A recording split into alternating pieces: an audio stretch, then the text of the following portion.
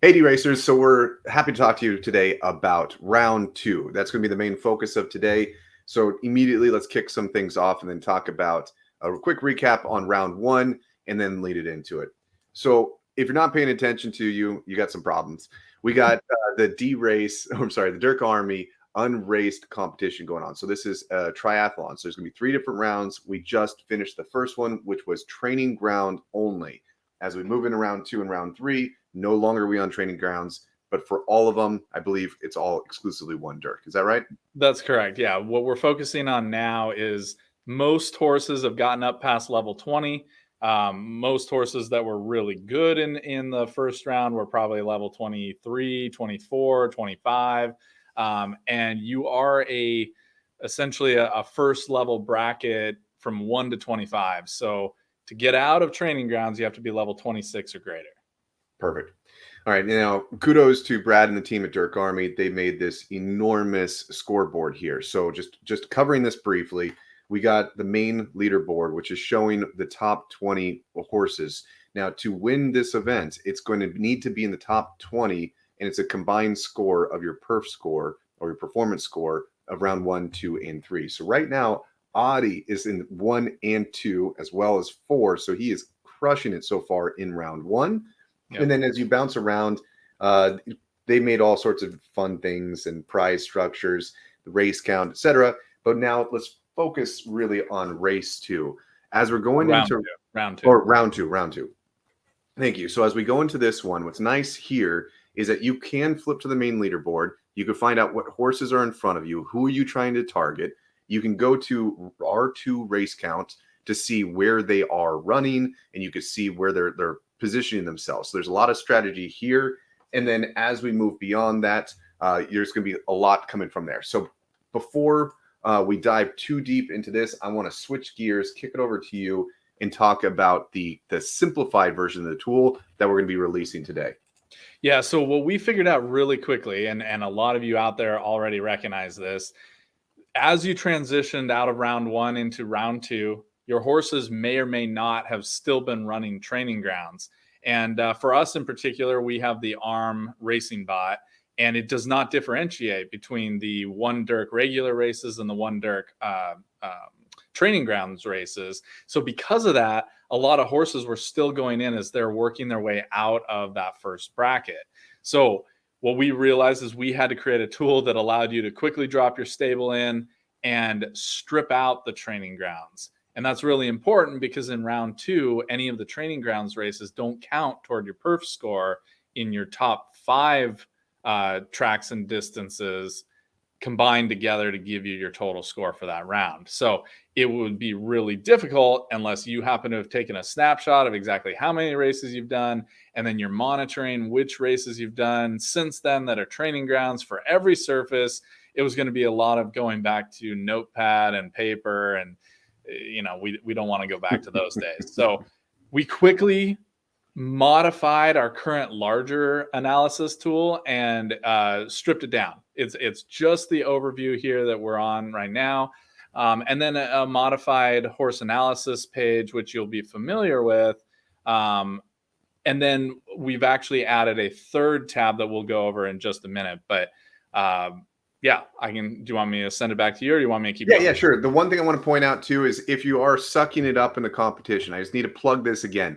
We have a champion the Olympian unraced horse that the donkey death match is in for. I'm certainly adding a couple more donkeys to that at the end of this competition. So it's a quick plug, switching to the no TG. Yeah. So what's cool is we've created a way to strip out multiple things, actually, not just training grounds. We also had to strip out any 2 DERC, 3 DERC, basically anything that wasn't a 1 DERC regular race. What's cool is, if you don't mind, go back to the horse analysis page here. For those of you that are familiar with our analysis tool, you know that from the top, you can select your horse name. It will automatically populate the IDs and pull all their data in. However, some of you may or may not really play around with using the date range that's in the upper left-hand corner. And that's going to be key here for this round 2. Round 2 is from September 8th through September 14th. Those 7 days are everything. And there's actually an element to this that we have in our tool that allows you to offset based on your time zone and stuff like that. But that is not necessary here because Brad and the DERC Army did an amazing thing and set the start time at exactly midnight, or essentially 12:01 a.m. UTC. So that allows this tool to work from date to date specifically. Now, jumping back over to no TG, you'll notice the difference in the upper left. We've just kind of made them purpley pink. You don't have to change the horse ID. You don't have to change the date range. You don't have to do anything with that. It will automatically pull from the horse analysis tab. So if you're going to make changes, you want to look at a different horse, or you move in from round 2 to round 3 and we need to change the dates, things like that, you can do it all from the horse analysis page. And then you jump back over to no TG. And as soon as that loads, it strips out all of the additional elements and gives you just what you need for round 2. Yep. And on that note, you'll notice like with Lucifer, we have 32 runs where I accidentally ran her twice in a 2 DERC event and 1 in a training ground event because I was just super excited to get going on that. So I have 3 races that have been eliminated from over here. So when you're really trying to get this thing dialed in, if you are using ARM or if you make that mistake like I did, don't sweat it. As long as you have your date range, your offset correct, this will go through and filter everything. So as you start to assess your horse, you'll be able to see it very accurately. Yep. The other things that we should talk about is anticipating your score. So brief touch on strategy. What I did in round 1 is I just turned everything on and I ran every single track to probably about 5. Okay. And then if something was really garbage after 5, I just didn't have the confidence that I would be able to pull the score up enough to be able to be where I needed it. Because honestly, you needed to have double-digit perf score on 5 tracks in order to get yourself into like a top 15 position. A lot of competition out there. So as I hit every single track, once I got to around 5, I would start turning some of the ones off, put my real focus on my best tracks, and then I could take it from there. So in a similar vein of thought, as you are attacking, if you do similar, the question is how well are you doing? So next to the classification, you've now coded it in, so it will calculate out the estimated perf score. So I can see right here, I've only ran 1 on synth 7, but based off the speed in the podium position, I'll have a perf score of 18 on that track. Mm-hmm. And then what I really like that you did is on the far right-hand side, we are showing your top 10 tracks, non-conditional to how many you've ran. So Brad and DERC Army's scoreboard is going to isolate your perf score based off of if you've gone into 10. So if you have not gone into 10, you might be going a little bit blind. So we went with the opposite route on this one. No matter what you have, even if you've only ran 1 track, we will estimate what your perf score is. So if you're trying to focus on where your priority is, this tool will be able to show you what your top 5 are and then your next 5. So if you're trying to climb in and knock one of your top 5 out, you might want to hit your 6th track and see if you can get yourself pushed up. Yep. And we do give you the total there at the top. So the 208 in pink is giving you an idea of what your score would be at the end of this round, assuming that your top 5 tracks all had their minimum 10 races. Yep. And that's important. Just you as a manager, you need to know that when you're looking at your top 5 tracks, in this case, let's say the Turf 3, that's the number 1 position there. It says 100%. You need to go down, look at Turf 3 and see your race count. It is only 1 right now, which means you need to do 9 more. That's your job to manage your horse and make sure it gets its races in. But we're giving you the tools to be able to cross-reference those elements and see how well they're doing, see which ones you might want to put your emphasis in as you're moving forward. The T3, the Turf 3 here, might immediately lose 3 or 4 and suddenly it's no longer on your radar, right? Mm-hmm. It's not going to be your top 5. So your top 5, especially early, is going to be pretty amorphous. It's going to be moving around a lot. So being able to see which one's the target, see where you're hot at the moment, and see if you can finish out those 10 is going to be really important, but you have to do that yourself. Adding work to the manager, because this is another part that I made this mistake in the last one, and I'll own it as my own mistake and not blame it on any sort of form of data. So you got G, who is scraping every single, I believe he's doing all of this, but he is scraping every single race that's taking place, organizing it, processing the weighted win and the indisputable scores to make it more streamlined for the analytical tools for DERC Army and for like us to build these tools here. what you need to understand is that there's two different scrapes that take place. There's the total race data, which will show you your race count. That's going to be accurate.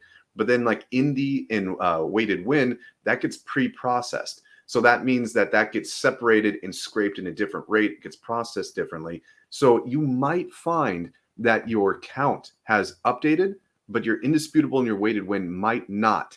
So where I made the mistake is I was really excited on the last day. I was manually doing the math. I ran a race. I got, I think, second place on it. I thought maybe I even got first. I thought it was going to push me up the 4 points that I needed to gain a couple more spots. So I thought it was good.